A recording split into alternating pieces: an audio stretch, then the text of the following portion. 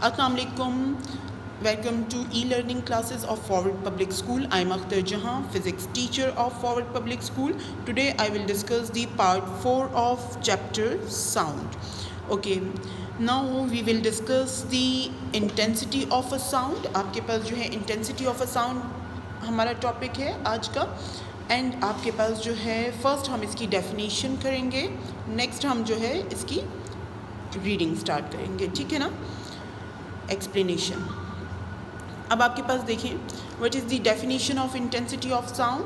आपके पास intensity is measure of the amount of sound energy reaching a unit area in unit time.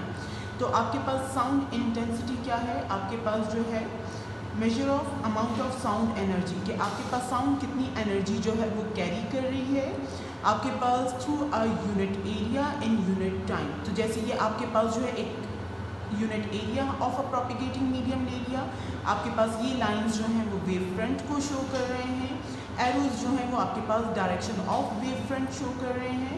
तो आपके पास जो है थ्रू अ यूनिट एरिया जितनी एनर्जी जो है वो साउंड वेव कैरी करेगी from one point to another point, that आपके पास जो है amount of energy per unit area per unit time is called intensity of sound. Okay, mathematically देखें, आपके पास जो है इंटेंसिटी ऑफ अ साउंड किस तरह से लिखा हुआ है। इंटेंसिटी ऑफ अ साउंड को डिनोट करते हैं आई से, और आपके पास अमाउंट ऑफ साउंड एनर्जी जो है वो ई से हम शो कर रहे हैं। रीचिंग पर unit area per unit time जो है एरिया को कैपिटल ए से और टाइम को डी से शो कर रहे हैं। और आपको पता है कि आपके पास time rate of doing work यानी एनर्जी डिवाइड बाय टाइम या time rate of expending energy जो है वो किसके इक्वल होती है, पावर के इक्वल होती है।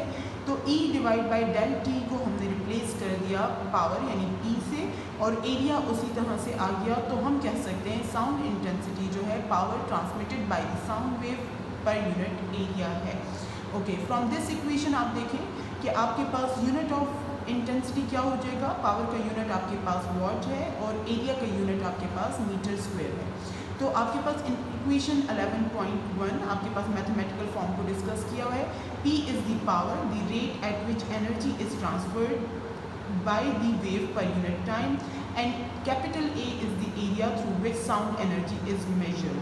Sound intensity is measured in units of picowatts per square metre.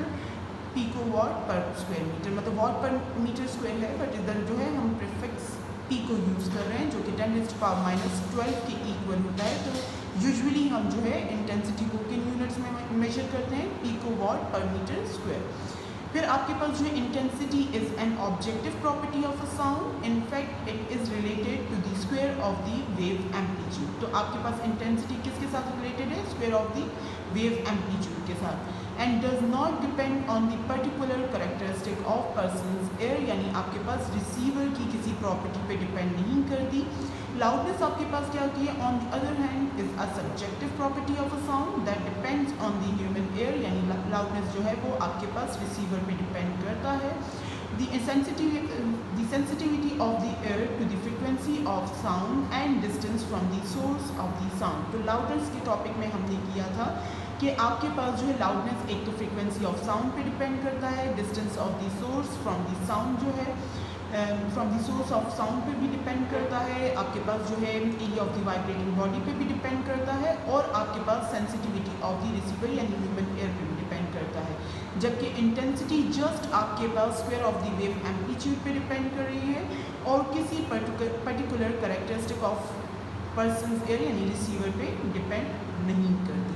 Hope so आपको साउंड इंटेंसिटी जो है बिल्कुल क्लियर होगा। Next topic which is intensity level will be discussed in next video इंशाल्लाह। अल्लाह हाफिज़, थैंक यू।